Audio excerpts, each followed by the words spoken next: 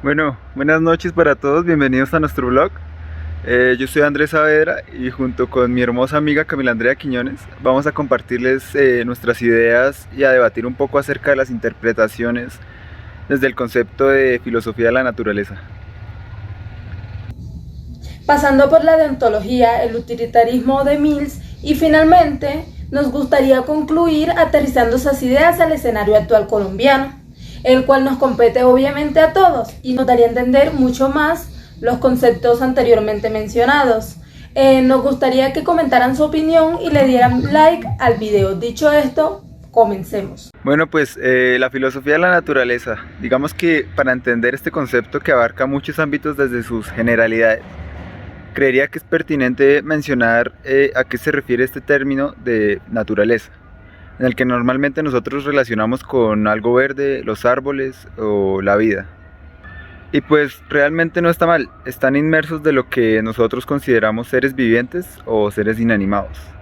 Estos dos son parte del objeto del estudio de la filosofía de la naturaleza.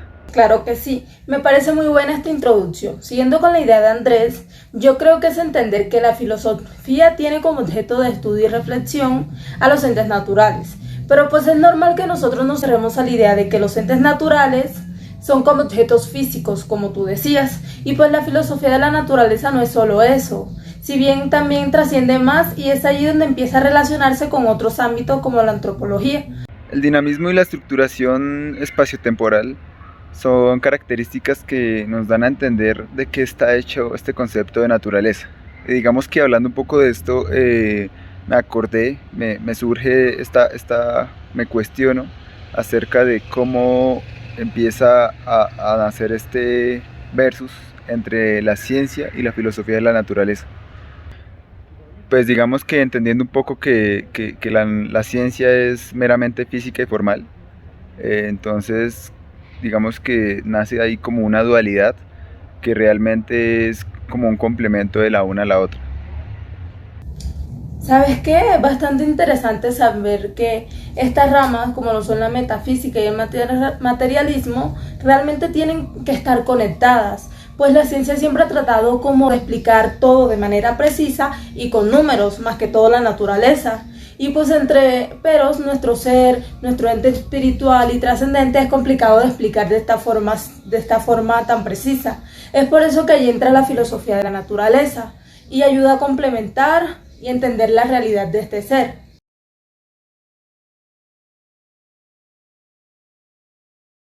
Bueno, qué pena con ustedes, me tocó cambiarme de lugar porque estaban haciendo bastante ruido y pues salí de la casa. Entonces siguiendo un poco con la idea de la deontología, pues partiendo de lo que yo creo o desde mi percepción lo que entiendo como deontología es básicamente se centra en juzgar las acciones por sí mismas sin tener en cuenta las consecuencias que éstas pueden llegar a traer.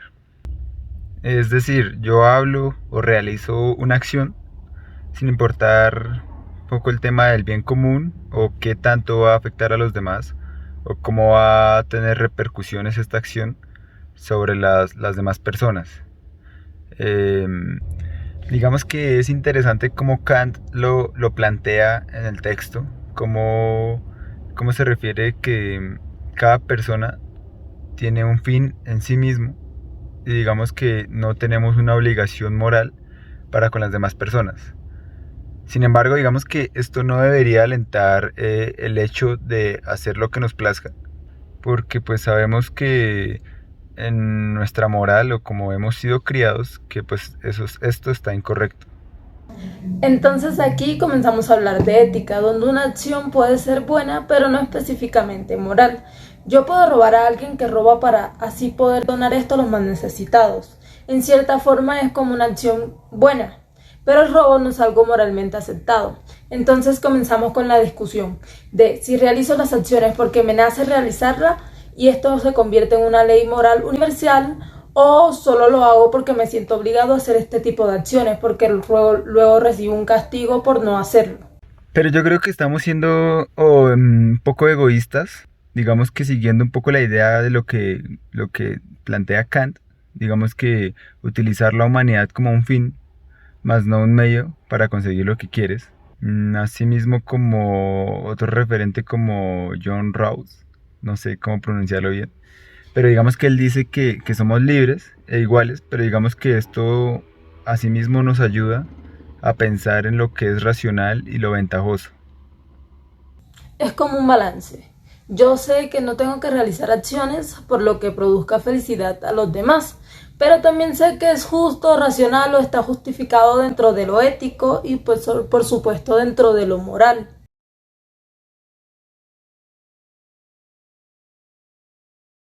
Bueno, ya tocando un poco el tema del utilitarismo que les mencionábamos antes, para entender un poco rápidamente qué es el utilitarismo, es tratar de diferenciar entre el bien y el mal, ¿no? Digamos, no es solo para saber cuál debemos juzgar o no, sino es más bien como para enfocarse y pensar en el resultado de las acciones que se realizan. Y pues es algo que estamos acostumbrados a ver en nuestra cotidianidad. Incluso pasamos de ser estos protagonistas, los que son juzgados por acciones que finalmente solo nos benefician a nosotros, tachándonos de egoístas, a ser los que juzgan a los demás por sus acciones, porque estas acciones no nos benefician a nosotros, pasándolo como frases como eso no se ve bien en una mujer, no se ve bien en un niño, es un joven, solo por estar pensando en él sin importar qué tanto afecta a los demás. Y pues somos nosotros los que vivimos ese papel de juzgar y ser juzgados por este concepto de moralidad, el cual sabemos que es cambiante para cada persona. Entonces, para eso tenemos como dos posiciones diferentes. ¿Quieres explicar la posición de Mil, Andrés? Claro que sí, Cami, es como tú decías, según Mill, pues yo creo que todo esto es juzgado pues dependiendo como de qué tan grande o qué tantas repercusiones puede tener esta acción sobre un colectivo o un grupo de personas. Es decir, digamos si yo hago algo que la mayoría de personas aplauden, esto se entiende como una hazaña y pues es algo que realmente se convierte en algo moralmente aceptado. Mas sin embargo, pues por el otro lado de la moneda, yo creo que si es rechazado por la mayoría o pues por toda la comunidad, la colectividad, yo me sentiría mal porque no es un bien para la comunidad y digamos que se transmite como algo inmoral para la sociedad. Pues aunque yo siento que nosotros como personas tal vez buscamos el camino que yo creería que es el camino fácil, en donde al momento de tomar una decisión, nosotros pensamos en que, bueno, puede que no beneficie a la mayoría de la comunidad, pero lo justificamos diciendo que esto va a traer una consecuencia y este va a ser el devenir de esta acción.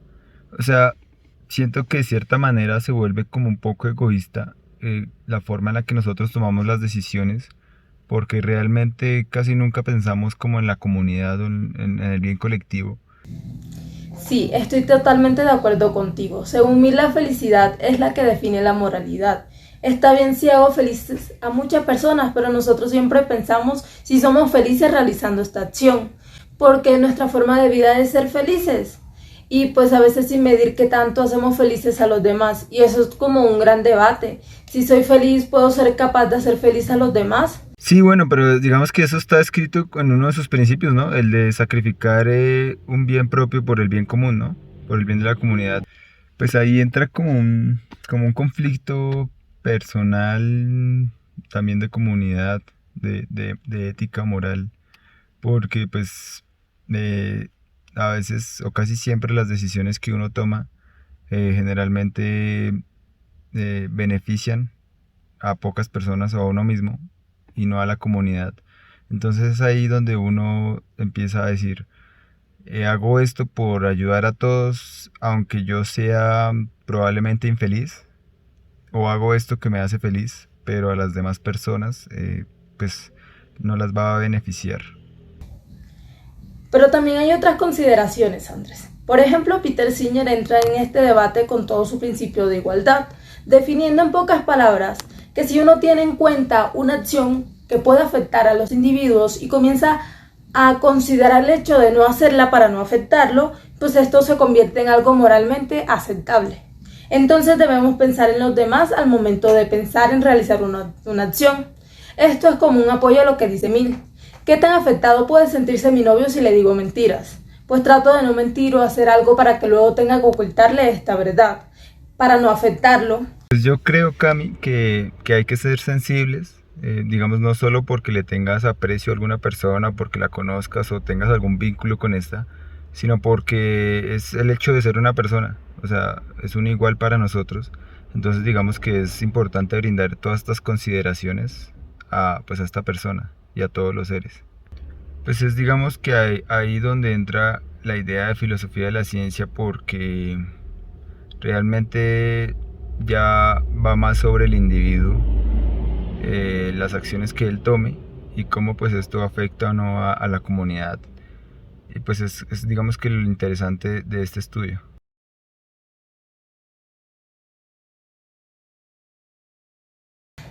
¿Te imaginas todas estas formas de pensamiento gobernando a Colombia?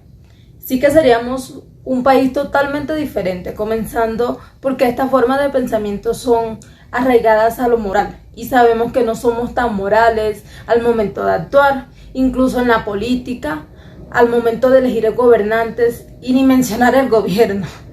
Tampoco existe una palabra en su vocabulario que exija algo moral, porque hemos visto durante todos estos años primar beneficios individuales que busquen afectar a los demás. Por ejemplo, ¿cómo hubiese actuado Khan y Raúl en el momento de gobernar y manejar la situación de la pandemia en Colombia? Es que es un tema bastante controversial, que es lo chévere de esto. Pues yo creería que, digamos, si nos enfocamos en en esa forma de pensar que tú me comentas, habrían bastante personas afectadas estos tiempos de pandemia, por el hecho de que probablemente empecemos a actuar moralmente o pues por un bien común, pero más por el tema del qué dirán o de cómo me veo yo reflejado en esta sociedad, pues sin el hecho, o sea, sin lo importante que es realmente querer ayudar a los demás, ¿no? Creo que es más como un tema de fachada que realmente algo que nace de tus decisiones y pues de tu corazón. Y además pues que las acciones ventajosas entrarían a ser juzgadas como buenas, ¿no? Aunque traten de actuar de forma racional, entonces justificaría el hecho de ayudar o no ayudar por una ley universal. Entonces pues ahí es donde yo te pregunto cómo hubiesen actuado Mill y Singer. Pues, ¿qué me dices tú, Cami? La situación claramente hubiese sido diferente a lo que es hoy día. Se hubiesen enfocado más en los afectados, con la condición de empleo, con la condición en la que vivían muchas personas antes de darse la pandemia, buscando que primara un bien común. No solo por pensar en la minoría que no afectaría en igual porcentaje la falta de ingresos. Sería muy atrevido posicionarme hipotéticamente en torno a una forma de pensamiento filosófico. Pero pues me arriesgaré. Ellos habrían encontrado la forma en la que todos estuviésemos bien, porque entre mayor porcentaje de personas estén cómodas, felices en estas condiciones, pues se lograría todo su visión de un fin o un bien común. Pues grandes conclusiones. Yo creo que es un tema bastante interesante que nos compete pues realmente a todos. Y pues cómo nos arriesgamos a hacer una reflexión filosófica en temas de pandemia, a ver los ojos como filósofos. Y pues es como una discusión que no tiene cierre. Entonces nos veremos pronto en este canal. Chao a todos, por favor denle like a este video y compártanlo si les gustó. Y pues esperamos que comenten aquí abajo. Muchas gracias.